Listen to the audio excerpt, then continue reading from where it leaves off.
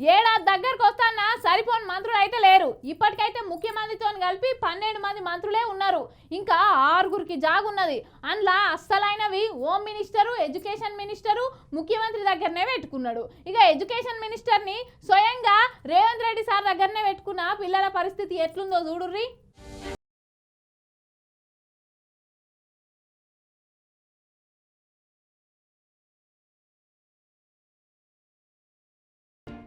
25 రోజుల కింద ఆసిఫాబాద్ జిల్లా వాంకిడి గిరిజన హై స్కూల్లో ఫుడ్ పాయిజన్ అయ్యి కొంతమంది దావకాన్ల షరీకైంది యాదున్నది కదా.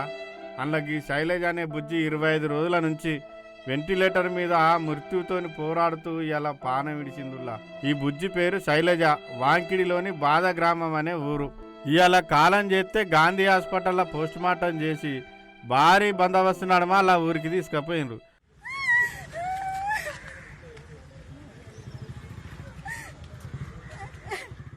ఇది ముమ్మాటికి రేవంత్ చేసిన హత్య అని ప్రతిపక్ష పోళ్ళు అంటున్నా కూడా సర్కారోళ్ళు మాత్రం వాళ్ళ ఇంటికాడ తెచ్చుకున్న తినుబండారాలు తిని ఈ విధంగా జరిగిందని మాట్లాడుతున్న మాట. పిల్లలు ఏదైతే తినుబండారాలు తిన్నారో 100% దాని వల్లనే అయింది.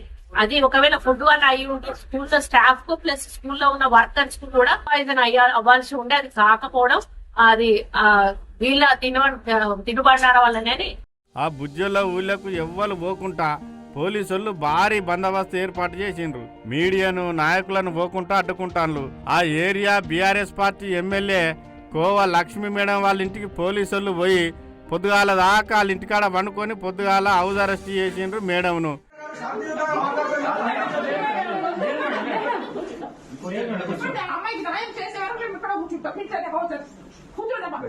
కాదు సార్, ఇప్పుడు మీరైతే రాసేయలేదు కదా, మీకు న్యాయం చేస్తారు. మీరు రాసేస్తారు, మీరని ఇవ్వండి. మరి ఆమెకు న్యాయం కావద్దు, మీరు న్యాయం చేయకుండా ఎట్లా సార్? ప్రాణం అగో గింత అన్యాయమా? బాధితుల కుటుంబాన్ని పరామర్శించొద్దా అని ఎంత చెప్పినా పోలీసులు మాత్రం అనుమతి లేదని అడ్డుకున్నారు.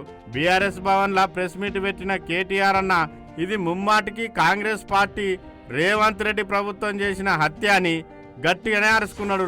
ప్రాణాలు కోల్పోవడానికి ఈ ప్రభుత్వం ఖచ్చితంగా కారణమైంది. మామూలు మరణాలు కావు ఇవి. ఖచ్చితంగా ప్రభుత్వ నిర్లక్ష్యం వల్ల జరిగిన హత్యలుగానే మేము భావిస్తూ ఉన్నాం. ఇవి ప్రభుత్వమే చేసిన హత్యలుగా మేము భావిస్తూ ఉన్నాం. ఇప్పటిదాకా అంటే కాంగ్రెస్ అధికారంలోకి వచ్చినప్పటి నుండి 48 మంది విద్యార్థులు ఫుడ్ పాయిజన్ అయి చనిపోయిండ్రు. వాళ్ళందరికీ నా ప్రగాఢ సానుభూతి తెలుపుతున్నానని అనుకొచ్చిండు.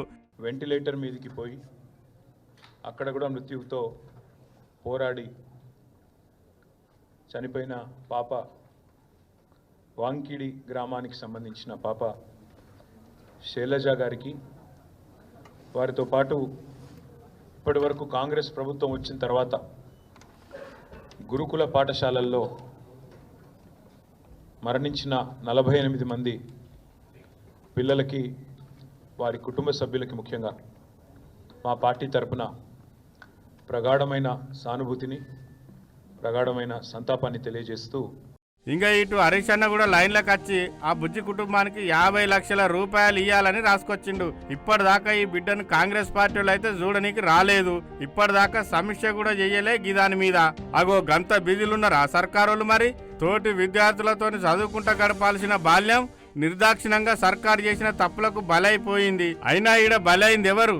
ఆ బిడ్డను తిరిగి తీసుకొస్తారు. అవిలేమన్నా చదువుల మంత్రి శాఖ నువ్వు దగ్గర పెట్టుకున్న రేవంత్ ఏమన్నా సోయుందా నీకు? రోజుకో పూట పిల్లలు రోడ్డు మీదకి వచ్చి మాకు సరైన బువ్వలేదు సార్ అని మొత్తుకుంటా అంటే ఎందుకింత మొద్దు నిద్రపోతుంది ప్రభుత్వం అని తిట్టినా తిట్టకుండా